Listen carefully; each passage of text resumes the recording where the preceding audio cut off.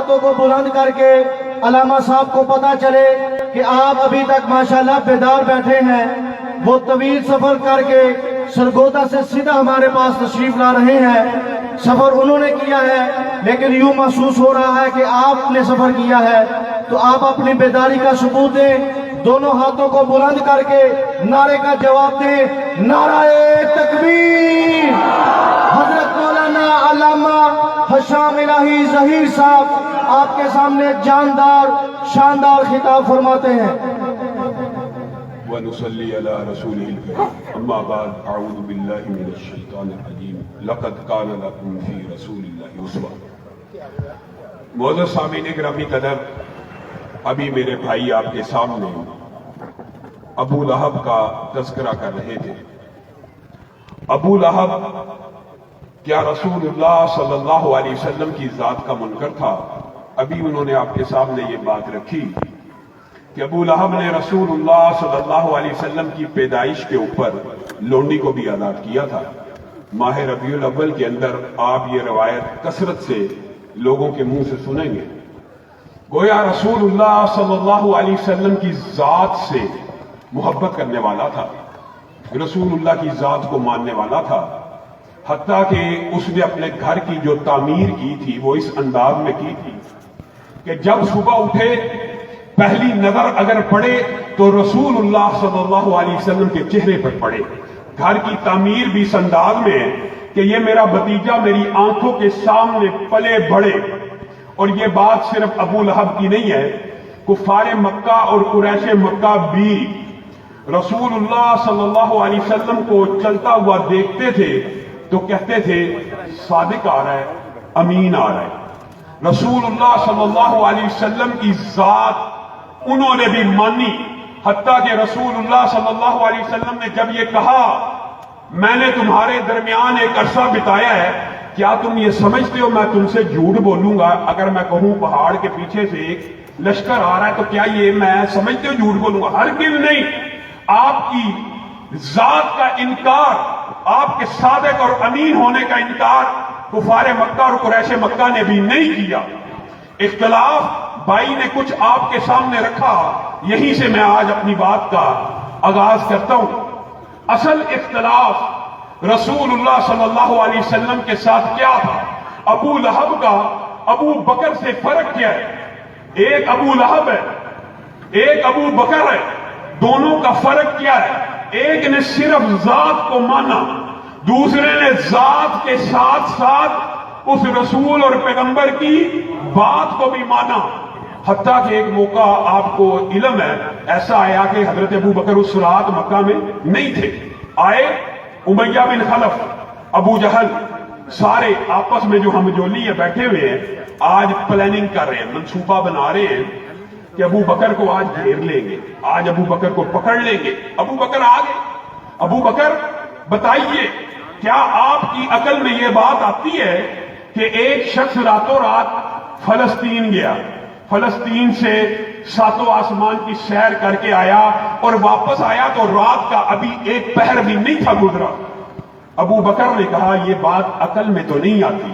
انہوں نے سمجھا وار چل گیا، آج ابو بکر ہماری باتوں میں آ جائے گا. ابو بکر پھر آپ کے صاحب نے اس بات کا اعلان کیا ہے کہ وہ فلسطین بھی گئے ہیں، 7 آسمانوں پہ بھی گئے ہیں اور 7 آسمانوں سے واپس آئے ہیں، رات کا ایک پہر بھی نہیں گزرا. اب آپ بتائیں، یہ آپ کا اور میرا منہج ہے، یہ آپ کا اور میرا عقیدہ ہے جسے آج ہم نے سمجھنا ہے.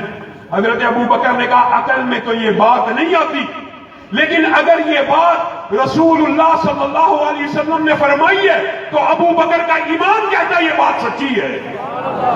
بات ختم. یہ آپ کا اور میرا منہج ہے، یہ آپ کا اور میرا عقیدہ ہے کہ رسول اللہ کی جس طرح ذات اعلیٰ ہے اسی طرح رسول اللہ صلی اللہ علیہ وسلم کی بات اعلیٰ. کتنی اعلیٰ؟ وما ينطق عن الهوى ان هو الا وحی یوحی. یہ تو آپ نے سنا، بہت زیادہ سنا. رسول اللہ اپنی مرضی سے بولتے ہی، جب بھی بولتے ہیں وحی کے تابع ہو کے بولتے ہیں. لیکن ایک واقعہ آپ نے کچھ کم سنا. وہ واقعہ کیا ہے؟ وہ واقعہ یہ ہے کہ عبداللہ بن عمر، آپ کو علم میں ہونا چاہیے، یہ عبداللہ بن عمر بن العاص ہیں، ان کے پاس لکھی ہوئی سب سے زیادہ حدیثیں ہیں. ویسے تو آپ کو علم ہے حضرت ابو ہریرہ کی روایات زیادہ ہیں، لیکن لکھی ہوئی کتابت میں ان کے پاس سب سے زیادہ ہے. کیوں؟ یہ رسول اللہ کی ہر بات کو لکھ لیا کرتے تھے، ہر بات کو لکھ لیا کرتے تھے. آج معاشرے کے اندر استخفاف حدیث، استحکار حدیث، انکار حدیث کا جتنا بھی فتنہ ہے، وہ سارا جس فلسفے کی بنیاد کے اوپر ہے، اس دور میں بھی وہ فلسفہ موجود تھا. کیسے؟ عبداللہ بن عمر بن العاص ہر بات کو لکھ لیا کرتے تھے، تو کفار مکہ نے اور قریش مکہ نے اور ارد گرد کے لوگوں نے ان کو ایک وسوسہ ڈالا. کیا کہا؟ رسول اللہ بشر، رسول اللہ بشر ہیں، یتکلم فی الغضب والرضا، وہ کبھی غصے میں بولتے ہیں اور کبھی خوشی میں بولتے ہیں، آپ ہر بات کو لکھ لیتے. یہ وسوسہ آج انکار حدیث کا سب سے بڑا سرخیز غامدی آپ کو ڈالتا ہے کہ رسول اللہ کی ایک زندگی بشری ہے، ایک زندگی نبوی ہے. کون بیان کرے گا، کون فیصلہ کرے گا کہ یہ نبوی زندگی میں فرمان ہوا تھا، یہ بشری زندگی میں فرمان ہوا تھا؟ اسی طرح کا مغالطہ وہاں پہ بھی ڈالا گیا. اب انہوں نے لکھنا چھوڑ دیا. رسول اللہ صلی اللہ علیہ وسلم باہر آئے، دیکھا عبداللہ بن عمر بن العاص نہیں لکھ رہے. کہا کیا بات ہے؟ واقعہ لمبا چوڑا مختصر آپ کے سامنے رکھتا ہوں. انہوں نے کہا اس طرح مجھے قریشیوں نے یہ وسوسہ ڈالا، شکار ڈالا کہ آپ تو بشر ہیں، کبھی غصے میں ہوتے ہیں کبھی خوشی میں ہوتے ہیں، تو غصے والی بات بھی میں لکھ لیتا ہوں. شاید آپ کا مقصود نہ ہو، شاید آپ چاہتے نہ ہو تو آپ کے منہ سے نکل جاتی ہو. خوشی میں بھی کوئی ہو سکتا ہے کلمہ ایسا آپ کے منہ سے نکل جاتا ہو. تو وہاں پہ رسول اللہ صلی اللہ علیہ وسلم نے آپ کا اور میرا عقیدہ، آپ کا اور میرا منہج بیان کیا. وہ کیا؟ رسول اللہ صلی اللہ علیہ وسلم نے ارشاد فرمایا اکتب اکتب فوالذی نفسی بیدی فوالذی نفسی بیدی، لکھا کر اس ذات کی قسم جس کے ہاتھ میں محمد صلی اللہ علیہ وسلم کی جان ہے، ما یخرج منہ الا حق، اس زبان سے حق کے علاوہ کچھ نہیں نکلتا. لکھا کر. مجھے بتائیے جس زبان سے حق کے علاوہ کچھ نہیں نکلتا، نہ غصے میں نہ خوشی میں، اس کی بات کو چھوڑ دیا جائے، اس کی حدیث کو چھوڑ دیا جائے، اس کے عمل کو چھوڑ دیا جائے اور صرف ذات کے ساتھ محبت کرتے جائیں. اور میرے بھائیوں، ذات کے ساتھ محبت کرنا یہ بھی ہونی چاہیے، لیکن اصل محبت یہ ہے کہ آپ رسول اللہ کی صرف ذات سے محبت نہ کریں، ان کی بات سے بھی محبت کریں. یہ دو واقعات بھی شاید آپ نے علماء سے سنے ہوں. ایک رسول اللہ وحی کے تابع بولتے ہیں، ایک آپ کی زبان سے غمی میں، خوشی میں، تنگی میں، آسانی میں کبھی حق کے علاوہ کچھ نہیں نکلتا. اور تیسری بات جو آج آپ کے سامنے رکھنا چاہتا ہوں وہ یہ ہے کہ رسول اللہ صلی اللہ علیہ وسلم کا جو حکم ہے، کیا وہ رسول اللہ کا حکم ہے کہ اللہ کا حکم ہے؟ رسول اللہ صلی اللہ علیہ وسلم جو حکم دیں اس کو ماننا، کیا صرف رسول اللہ کو ماننا ہے یا اللہ کو ماننا ہے؟ رسول اللہ صلی اللہ علیہ وسلم نے یہودیوں کی ایک بستی کے بارے میں صحابہ کو حکم دیا. کس نے حکم دیا؟ رسول اللہ نے. کس کو حکم دیا؟ صحابہ کو. حکم دینے والے کون ہیں؟ رسول اللہ. حکم کس کو دے رہے ہیں؟ صحابہ. کہ یہ جو سامنے کی جھاڑی ہے نا یہ کاٹ دو، یہ جو تنے ہیں یہ چھوڑ دو، یہ کاٹ دو، یہ چھوڑ دو، حکم دے رہے ہیں. صحابہ نے ایسا ہی کیا. تو یہودیوں نے، لمبا چوڑا واقعہ ہے، یہودیوں نے پراپوگنڈا شروع کر دی. کیا پراپوگنڈا کیا؟ کہ رسول اللہ صلی اللہ علیہ وسلم اللہ کے رسول ہیں، پیغمبر ہیں، درخت کاٹتے ہیں، جھاڑیاں کاٹتے ہیں، وہ تو جنگوں میں نہیں کاٹی جا سکتی، وہ اس طرح کا پراپوگنڈا. کہ یہ بات عقل کے خلاف ہے، منطق کے خلاف ہے کہ رسول اللہ صلی اللہ علیہ وسلم یہ حکم دے رہے ہیں. صحابہ کو مغالطہ ڈالا، وسوسہ ڈالا، صحابہ کو وسوسہ ڈالنے کی کوشش کی تو آسمان سے آیتیں نازل ہونا شروع. کیا نازل ہوئی؟ ما قطعتم من لینۃ او ترکتموها قائمۃ علی اصولها فباذن اللہ. پڑھیے، فباذن اللہ. نہیں تم نے کوئی جاڑی کاٹی، نہیں کوئی جاڑی تم نے چھوڑی، اس کا حکم کس نے دیا؟ اللہ نے. اللہ کے حکم سے کاٹی گئی اور اللہ کے حکم سے چھوڑی گئی. حکم دینے والے کون تھے؟ حکم کس نے دیا تھا؟ کس کو دیا تھا؟ اللہ کہہ رہا میں نے دیا ہے. رسول اللہ صلی اللہ علیہ وسلم کی حدیث کو میں اور آپ صحیح معنوں میں سمجھ نہیں سکے. رسول اللہ کے قول فعل عمل کی ہم نے وہ قدر و قیمت جو ہونی چاہیے وہ قدر و قیمت ہمیں سمجھ نہیں آئی. آج اس بات کو سمجھ کے جائیے کہ دین کس چیز کا نام ہے, شریعت کس چیز کا نام ہے, اسلام کس چیز کا نام ہے. حدیث جبریل مشہور ہے, آپ سب کو میں پڑھوں گا تو یاد آ جائے گی. ایک شخص رسول اللہ صلی اللہ علیہ وسلم کی بارگاہ میں آیا, صحابہ اس کو نہیں تھے پہچانتے تو کہنے لگے یہ تو لازمی مسافر ہے. لیکن اس کے کپڑوں کو دیکھا تو بالکل تر و تازہ جیسے آج کل استری ہوئے ہوتے, نیٹ اینڈ کلین. کا مسافر ہوتا تو کپڑے خراب ہوتے, لیکن شکل سے مسافر ہے, پہچانتے ہیں میں نہیں, تو یقینی بات ہے مسافر ہے. خیر اس حدیث سے محدثین نے 10 سے زیادہ مسائل اخذ کیے ہیں, ان میں سے صرف ایک نقطہ آج آپ کے سامنے رکھنا ہے. وہ آ کے رسول اللہ صلی اللہ علیہ وسلم کی بارگاہ میں بیٹھ گیا اور آ کے کہنے لگا ما هو الاسلام, ما هو الایمان, ما هو الاحسان. اسلام کیا ہے, احسان کیا ہے, ایمان کیا ہے. اب جب بھی کوئی بندہ, عام فہم بات ہے, کسی سے سوال کرے تو اس کا مطلب ہوتا ہے اسے معلوم نہیں. سوال جو کر رہا ہے تو معلوم نہیں. انداز عجیب ہے کہ نبی کریم صلی اللہ علیہ وسلم سے سوال کر رہا ہے جیسے معلوم نہیں ہے. اور جب رسول اللہ صلی اللہ علیہ وسلم جواب دیتے ہیں, وہ سب جوابات آپ کو آتے ہیں, جو جواب دیتے ہیں تو آگے سے کیا کہتا ہے؟ صدقتا. آگے سے تصدیق کرتا ہے جیسے پہلے سے علم ہے. ابھی پہلے سے علم تھا تو سوال کیوں کیا؟ اور اگر سوال کیا تو رسول اللہ کے جواب دینے کے بعد تصدیق کیوں کرتا ہے؟ میرے بھائیوں, جب وہ شخص چلا گیا تو رسول اللہ صلی اللہ علیہ وسلم نے صحابہ سے کہا تمہیں پتہ کون آیا تھا؟ کہا ہمیں علم نہیں ہے. کہا جبریل امین آئے تھے 7 آسمانوں کے اوپر سے. کیا کرنے کے لیے آئے تھے؟ ایک آپ کا اور میرا منہج بیان کرنے کے لیے. آسمان سے جبریل امین آئے, صحابہ کو جو منہج دیا, جو عقیدہ دیا, جو فلسفہ دیا, جو نقطہ دیا, جو نظریہ دیا, وہ یہ تھا تمہیں تمہارا دین سکھانے کے لیے آئے. کیا کرنے آئے ہیں؟ تمہیں تمہارا دین سکھانے. جبریل امین آسمان سے آئے ہیں کیا کرنے کے لیے؟ دین سکھانے کے لیے. جبریل نے کیا سکھایا؟ جبریل نے وہ کون سا دین سکھایا؟ یہ بات نقطے کی اور سمجھنے کی ہے, ہمیشہ کے لیے پلے سے باندھ لیجیے. جبریل آسمان سے دین سکھانے آتے, رسول اللہ اعلان کر دیتے کہ آسمان سے جبریل امین آئے, آپ کے سامنے گفتگو کریں گے, تقریر کریں گے. حدیث تقریری بھی بن جاتی, آپ کو سمجھا بھی جاتے. نہیں, دین سکھانے آئے, دین سکھانے آئے ہیں. اور دین کیا سکھا کے گئے کہ جب تک رسول اللہ کی زبان سے کوئی حکم, کوئی لفظ, کوئی تشریح ادا نہ ہو جائے وہ اس وقت تک دین نہیں بن سکتی, چاہے آسمان سے جبریل امین کا نزول کیوں نہ ہو جائے. ادا کون کرے گا؟ رسول اللہ تو دین بنے گا. ادا رسول اللہ کریں گے تو دین بنے گا. اس کی ایک مثال عام فہم یوں سمجھیے. رسول اللہ صلی اللہ علیہ وسلم ایک دن حج کے بارے میں گفتگو فرما رہے تھے. حج کے بارے میں ایک بندے کے ذہن میں سوال آ گیا, وہ کھڑا ہو گیا, کہنے لگا افی کلی آمین یا رسول اللہ, کیا ہر سال حج فرض ہے صاحب استطاعت کے اوپر؟ سوال کا آ جانا کوئی چمبے کی بات نہیں ہے. رسول اللہ نے اسے اعراض کیا, رسول اللہ نے جواب نہ دیا. اس نے پھر کیا, پھر رسول اللہ نے جواب نہ دیا, پھر کیا, پھر نہ جواب دیا. یعنی رسول اللہ صلی اللہ علیہ وسلم اس کو اوائڈ کر رہے.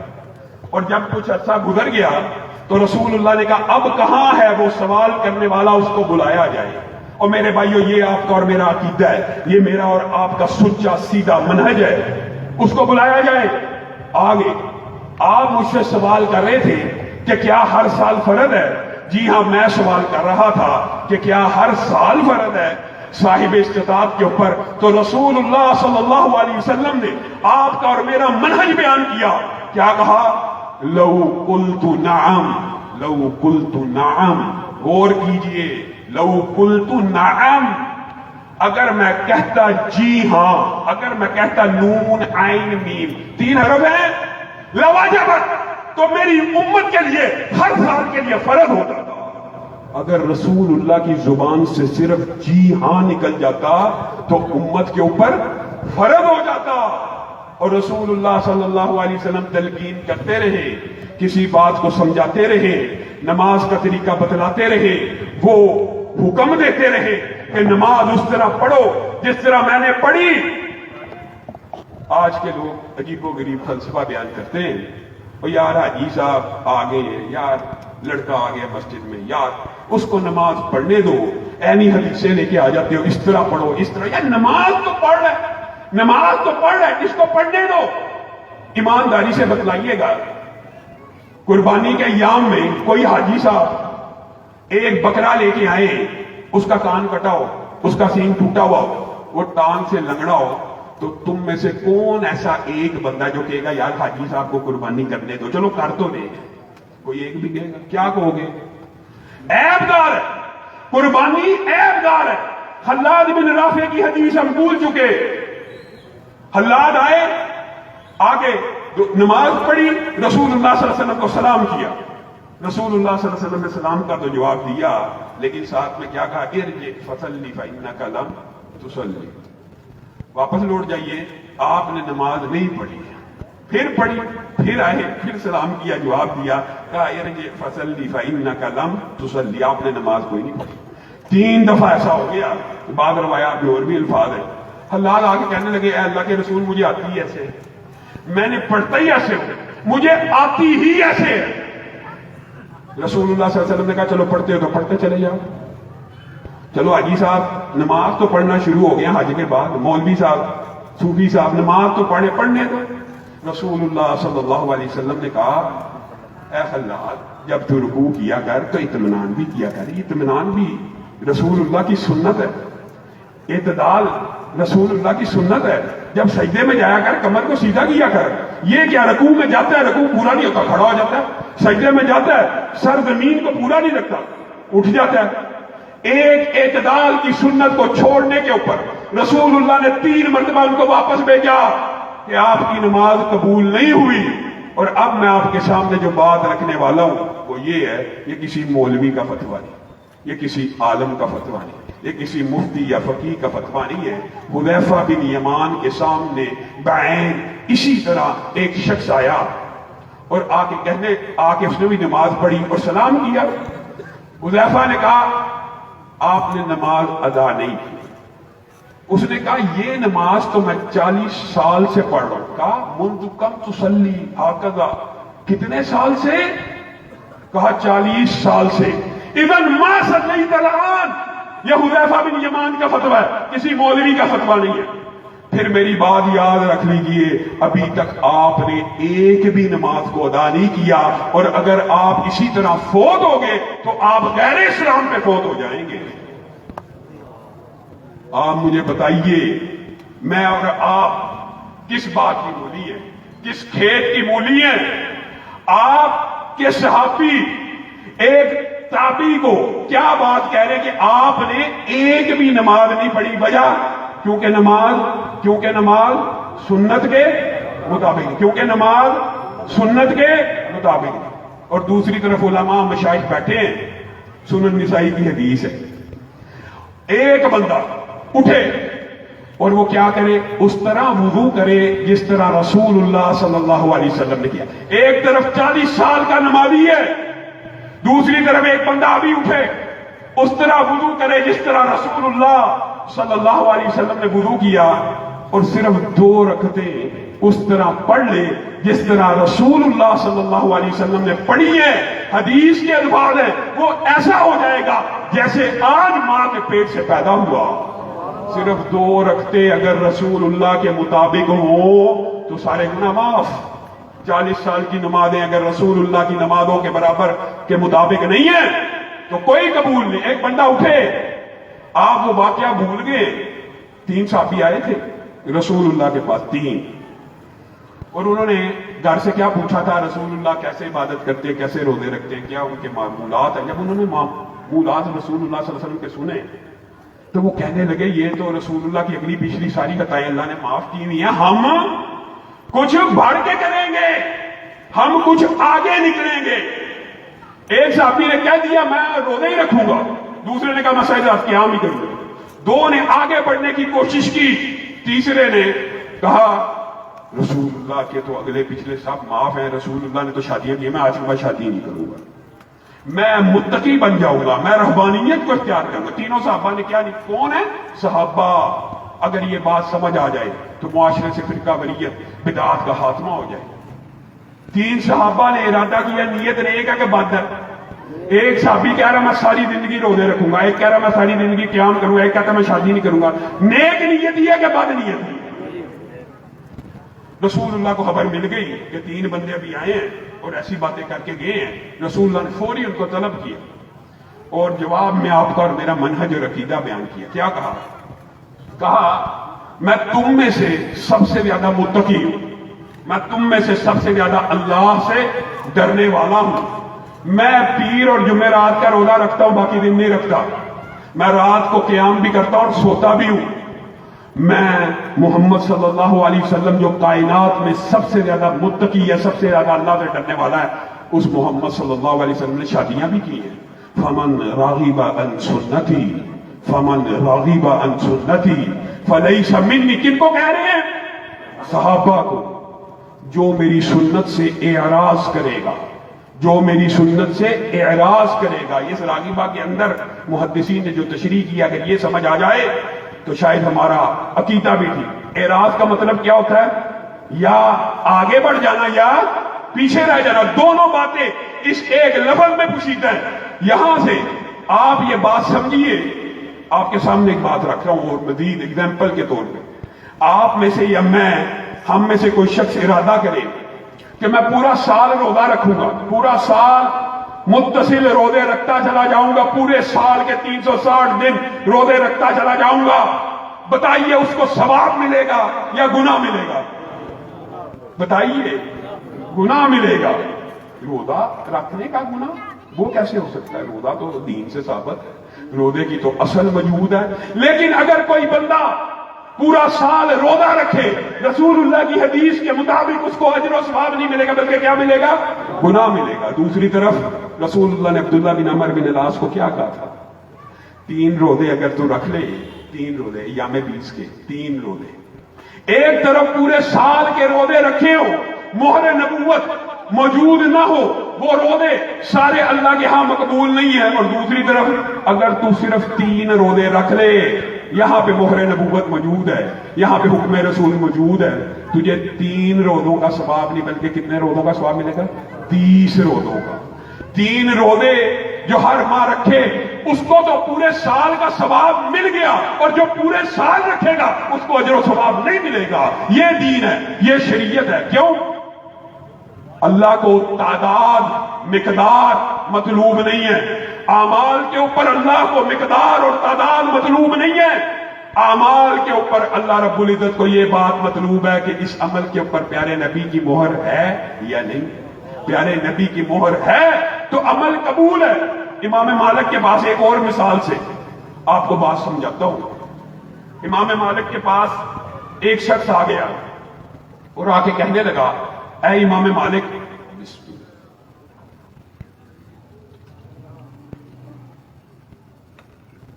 میں مسجد النبی سے احرام کی تلبیہ پکارنا چاہتا ہوں۔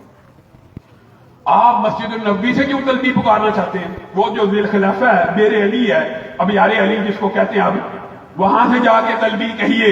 رسول اللہ صلی اللہ علیہ وسلم نے وہاں سے جا کے تلبیہ کی تھی۔ اچھا جی، میں امام مالک آپ کو ایک بات بتاتا ہوں۔ ہاں جی، کیا بات ہے؟ یہ جو مسجد النبی ہے، اس میں روضۃ من ریاض الجنہ ہے، ادھر ایک نماز کا ثواب 1000 نماز کے برابر ہے۔ یہ آخری نبی کی آخری مسجد ہے، اس مدینہ کے اندر دجال نہیں آ سکتا، اس مدینہ میں طاعون نہیں آ سکتا۔ میں یہ چاہتا ہوں، میں نے احادیث کھنگالی ہیں کہ بیر علی کی مجھے اس کے علاوہ کوئی فضیلت نہیں ملی کہ وہاں سے نبی کریم نے تلبیہ کی تھی، جبکہ مسجد نبی کی مجھے بے شمار فضیلتیں مل گئی ہیں، اور میں چاہتا ہوں میں تلبیہ یہاں سے پکاروں۔ تو امام مالک نے ان کے سامنے ایک آیت پڑھی تھی، فَلْيَحْذَرِ الَّذِينَ يُخَالِفُونَ عَنْ أَمْرِهِ أَن تُصِيبَهُمْ فِتْنَةٌ۔ اے شخص تو ڈر جا، تو فتنے میں مبتلا ہو چکا ہے، تیرا عقیدہ اور نظریہ یہ ہے اور یہ بات یاد رکھیے، آج بھی یہ حسب حال ہے، تیرا عقیدہ اور نظریہ یہ ہے کہ جس فضیلت کا، جن فضائل کا تجھے علم ہو گیا، وہ معاذ اللہ رسول اللہ کو علم نہ ہوئے، وہ رسول اللہ کو خبر نہ ہوئی۔ تیرے لیے یہی بات کافی ہے دل حلیفہ سے تلبیہ کہنے کے لیے کہ رسول اللہ صلی اللہ علیہ وسلم نے وہاں سے تلبیہ کی ہے، ڈر جا۔ آج ہمارا ذہن یہ ہے، نیکی کا کام ہی ہے نا، فضائل کا کام ہی ہے نا، اچھا کام ہی ہے نا، نیت نیک ہے تو کر لیجئے، حرج کیا ہے؟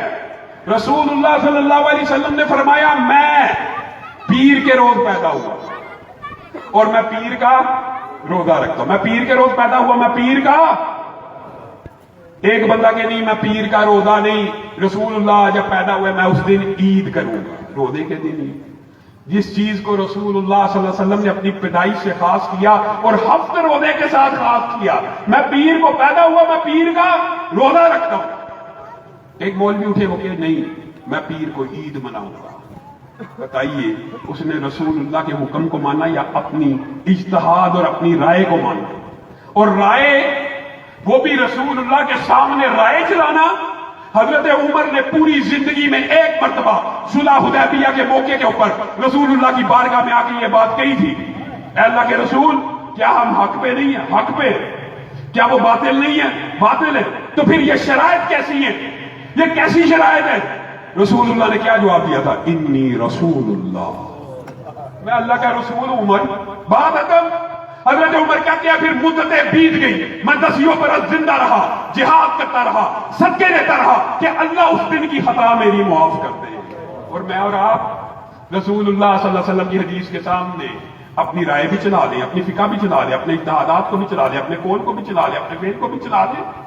اور ایک بات، یہ بات بھی یاد رکھنے کی ضرورت ہے، آج کل ایک فلسفہ اور نکلا ہوا، قرآن پاک کو جی براہ راست سمجھنا چاہیے، انکار حدیث، صرف قرآن، صرف قرآن، صرف قرآن، قرآن پاک براہ راست پڑھو، قرآن پاک کو ترجمے سے پڑھو، قرآن پاک کو لغت کے ذریعے سمجھو۔ اور میرے بھائیو اللہ کی قسم رسول اللہ صلی اللہ علیہ وسلم صرف شارح نہیں ہے، شارح بھی ہیں، شارح بھی رسول اللہ ہیں۔ وَأَنزَلْنَا إِلَيْكَ الذِّكْرَ لِتُبَيِّنَ لِلنَّاسِ مَا نُزِّلَ إِلَيْهِمْ، اللہ کہہ رہا ہے آپ کے اوپر قرآن نازل کیا، آپ بیان کریں کہ اللہ نے کیا بیان کیا، لوگ نہ بیان کریں، اللہ نے کیا بیان کیا وہ آپ بیان کریں۔ ساری دنیا کے منکرین حدیث جمع ہو جائے، قصر نماز کو، قرآن پاک میں قصر نماز ہے لیکن قرآن پاک سے ثابت نہیں کر سکتے، کیا وجہ؟ فَلَيْسَ عَلَيْكُمْ جُنَاحٌ ان تقصروا من الصلاة ان خفتم ان يفتنكم الذين كفروا، کیوں نہیں ثابت کر سکتے؟ فَلَيْسَ عَلَيْكُمْ جُنَاحٌ ان تقصروا من الصلاة ان خفتم ان يفتنكم الذين كفروا۔ اس آیت کا ترجمہ یہ ہے تمہارے پہ کوئی حرج نہیں کہ تم نمازوں کو قصر کر لیا کرو۔ آگے کیا؟ ان خفتم، اگر تمہیں خوف ہو کفار کے حملے کا، اگر تمہیں خطرہ ہو کفار کے حملے کا، تب نماز قصر کر لیا کرو۔ اب یہ تو قرآن پاک میں قید لگائی ہوئی ہے، کفار کے حملے کا خطرہ ہو تو نماز قصر کرنی ہے۔ آپ اور میں کیوں قصر کر رہے ہیں؟ کسی منکرین حدیث سے پوچھ لیجئے کہ آپ قصر کس بنیاد پہ کرتے ہیں۔ اور آپ کو حیران کن بات بتاؤں، یعلا بن امیہ کا بعض روایات میں یہ لفظ آتا ہے کہ وہ ایک دن حضرت عمر کے پاس آ گئے اور آ کے کہنے لگے عمر آپ آرڈیننس جاری کیجیے۔ عمر نے کہا کیا آرڈیننس؟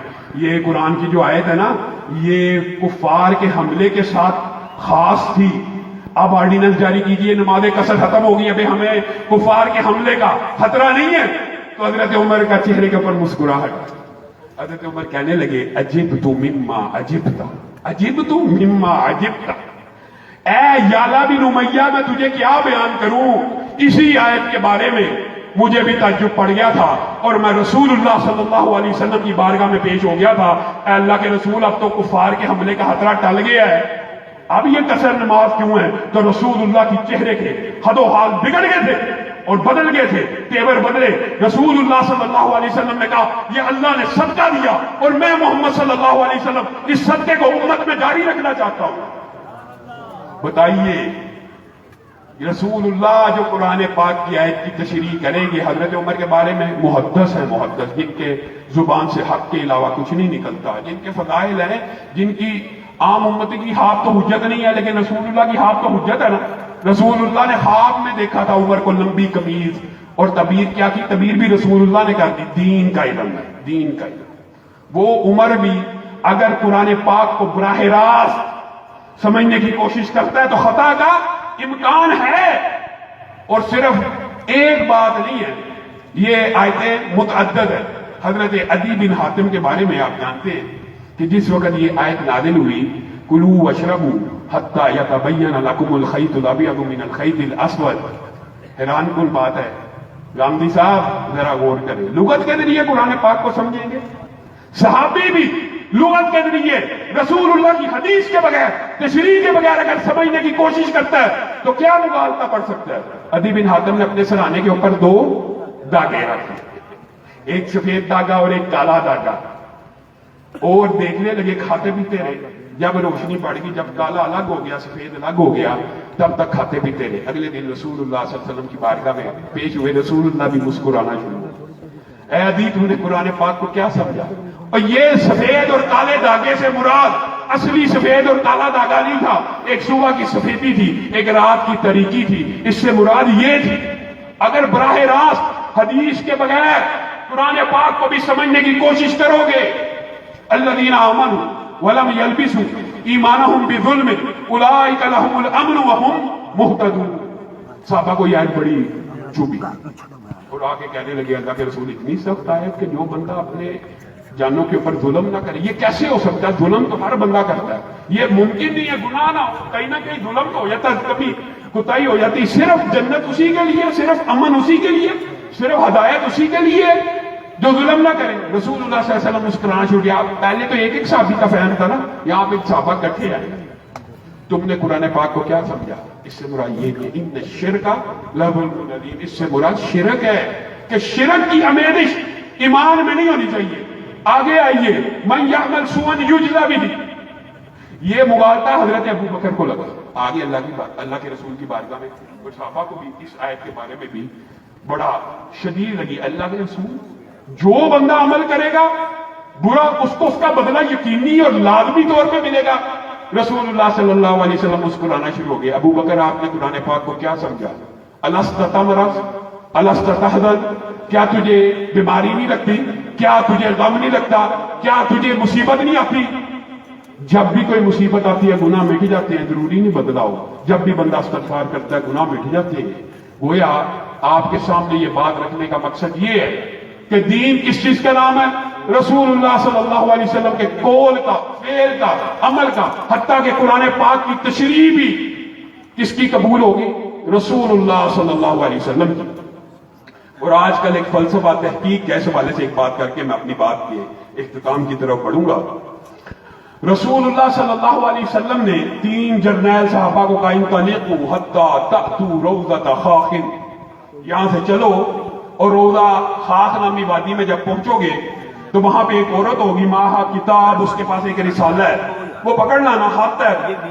یہ تینوں علی، مقداد چلیں گے، زبیر جرنیل صاحب۔ جب وادی خاک میں پہنچے وہ عورت وہاں پہ موجود تھی، کجاوا بھی موجود ہے، اونٹ بھی موجود ہے، عورت بھی موجود ہے۔ انہوں نے اچھی طرح سامان کی تلاشی لی، عورت کی تلاشی لی، خط نہ ملا، خط نہ ملا۔ اب کسی عام بادشاہ کے نمائندے ہوتے یا قاصد ہوتے تو وہ بادشاہ کو کیا کہتے کہ آپ کو جو اطلاع ملی ہے وہ غلط ہے، آپ کو جو اطلاع ملی ہے وہ غلط ہے، اور عورت کے پاس کوئی لیٹر نہیں ہے۔ یہاں پہ صحابہ نے آپ کا اور میرا منہج بیان کیا۔ عورت نے کہا آپ کو اطلاع ملی گیا ہے، میرے پاس ہاتھ ہے، میرے پاس کوئی ہاتھ نہیں ہے، میرے پاس کوئی ہاتھ نہیں ہے۔ آگے میں صحابہ کا میں مفہوماً آپ کے سامنے رکھ رہا ہوں، جو جواب ہے وہ یہ ہے کہ تحقیق تو کہتی ہے، تفتیش تو کہتی ہے کہ خط تیرے پاس نہیں۔ آج کل یہی فلسفہ ہے نا، یہ جی سائنسی تحقیق کے مطابق یہ بات پوری نہیں اترتی، یہ بات تحقیق تو کہتی ہے خط تیرے پاس نہیں، تفتیش اور تلاشی بھی کہتی ہے ہاتھ تیرے پاس نہیں، لیکن ہمارا ایمان کہتا ہے ہاتھ تیرے پاس ہے، نکال دے۔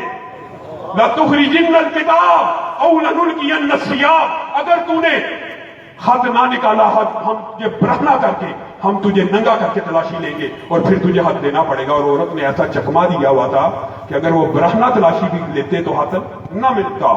لیکن عورت کو سمجھ آ گئی یہ کسی عام بادشاہ کے بھیجے ہوئے نہیں ہیں, ان کا ایمان ہے, حق میرے پاس ہے. آرام سے بالوں کی چوٹی کے اندر ایک طے کی ہوئی پرچی نکالی اور صحابہ کو تھما دی. رسول اللہ کی کوئی بات, رسول اللہ کی کوئی حدیث ممکن نہیں ہے کہ وہ حجت نہ ہو, دلیل نہ ہو. لیکن میرے بھائیو آخر میں ایک بات میں آپ سے بھی کہنا چاہتا ہوں, ہم نے عقیدہ تو یہ بنا لیا, فلسفہ تو یہ بنا لیا کہ ہم اہل حدیث ہیں, ہمارا منہج سلیم ہے, اور ہے فخر ہونا چاہیے, اس بات کے اوپر فخر بھی ہونا چاہیے. لیکن ہم نے رسول اللہ صلی اللہ علیہ وسلم کو امام تو مان لیا, لیکن ماننا کس کا؟ صرف مسجد کا. ہم نے رسول اللہ کو امام تو ماننا ہے, لیکن کس کا؟ صرف مسجد کا. رسول اللہ صلی اللہ علیہ وسلم آج اہل توحید کی نظر میں بھی, اہل حدیث کی نظر میں بھی اور اہل سنت کی نظر میں بھی مسجد کے تو امام ہیں, لیکن بازار کے امام نہیں ہیں. مسجد کے تو امام ہیں, ریاست کے امام نہیں ہیں. مسجد کو تو امام ہے, سیاست کے امام نہیں ہیں. مسجد کو تو امام ہے, لیکن عدالت کے امام نہیں.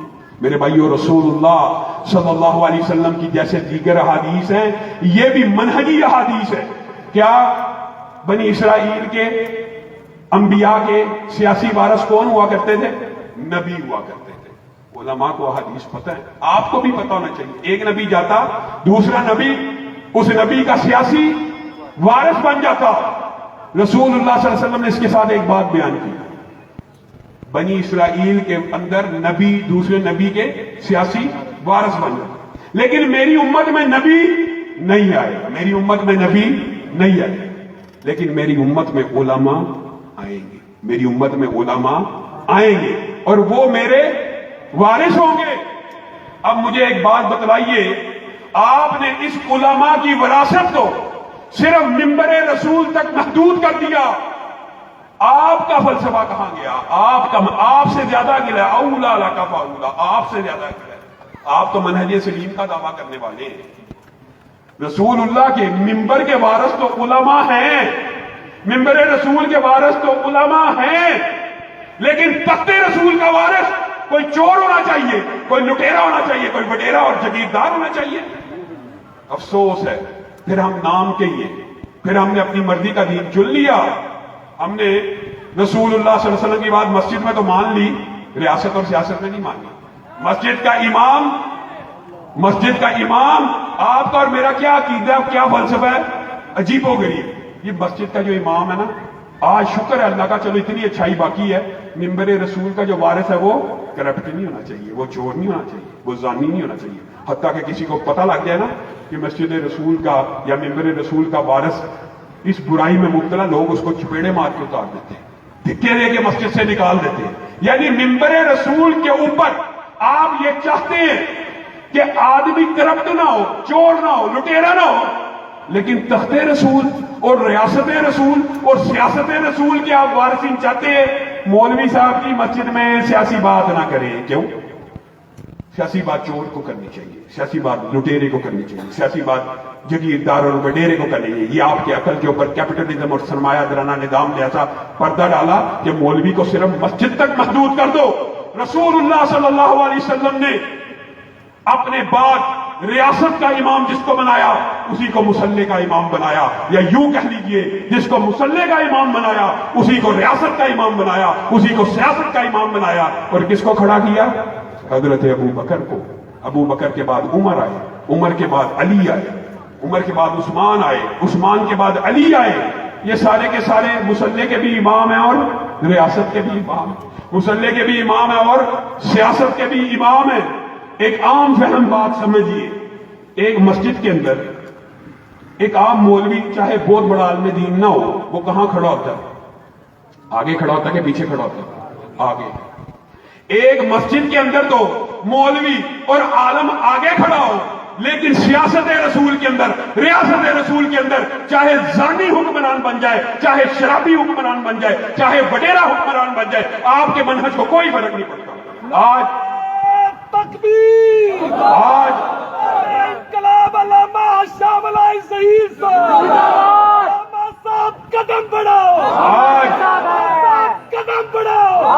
آج ضرورت اس بات کی اگر آپ منہج میں سچے ہیں تو آئیے نون لیگ کو چھوڑ کر پی ٹی آئی کو چھوڑ کر اسلام پسندوں کا اور دینی جماعتوں کا ساتھ دے دیجئے. 75 سال گزر گئے ہیں، کس کی باری نہیں آئی؟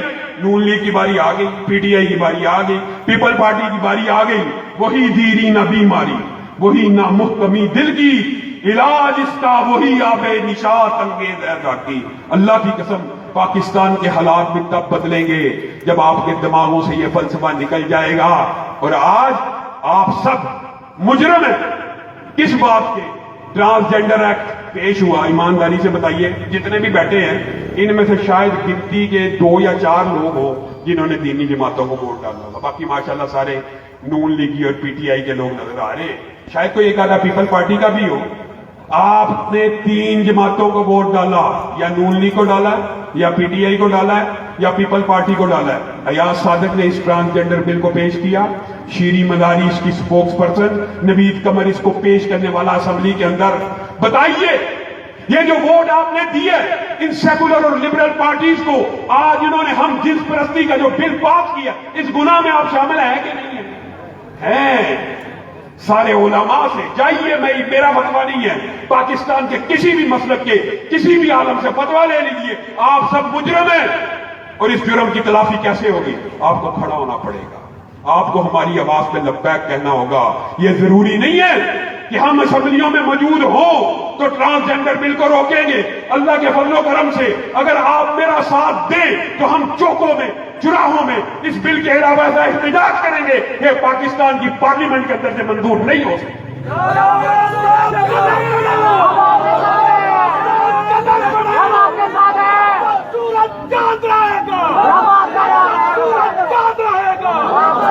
آپ کو علامہ شہید کی وہ چیلنج یاد ہوگا. انہوں نے ضیاء الحق کو یہ چیلنج کرتے ہوئے کہا تھا، جاؤ میں اسمبلی میں موجود نہیں ہوں لیکن میرے ہوتے ہوئے اس بل کو پاکستان میں پاس کروا کے دکھا دو. پاس ہوا تھا؟ نہیں تھا. آپ کی طاقت سے، آپ کی قوت سے، عوام ایک قوت ہوتی ہے، عوام ایک طاقت ہوتی ہے. عوام کو بھیڑ بکریوں کی طرح سیکولر پارٹیوں میں ہانک لینا اور سیکولر پارٹیوں کے تندور میں جھونک لینا. اور بھائیو چند اب اللہ کا شکر ہے، میں تو یہ سوچتا ہوں اس دور میں ہماری تعداد کتنی کم تھی، پھر بھی علامہ شہید نے کیسی تحریک چلائی، آپ کو بیدار کر کے رکھ دیا. آج ہم کروڑوں میں، آج ہم کروڑوں میں، نام کے، صرف نام کے کروڑوں میں ہیں. پورے پاکستان میں ایک حلقہ انتخاب ایسا نہیں ہے جہاں سے آپ اپنی جماعت کی بنیاد کے اوپر یا اپنے مسلک کی بنیاد کے اوپر سیٹ حاصل کرتے ہیں. ایک بھی نہیں ہے. اور یہ تو میں نے بہت بڑی بات کی، ایک پی پی بھی نہیں ہے. اور یہ بھی بڑی بات کی، آپ ایک یونین کونسل کا الیکشن بھی اپنے بل بوتے پہ نہیں جیت سکتے کیونکہ آپ کی ذہن سازی نہیں ہوئی. جب بھی کوئی کھڑا ہوگا نون لیگ کو ووٹ دے گا، پی ٹی آئی کو ووٹ دے گا. آئیے دینی جماعتوں کے ساتھ، اسلامی تحریکوں کے ساتھ کھڑے ہو جائیے. اگر آپ منہج میں سچے ہیں، اگر آپ اپنے مسلک کے صحیح وفادار ہیں تو چھوڑ دیجیے جی تحریک دفاع اسلام و پاکستان کی جماعت کو توڑنے کے لیے.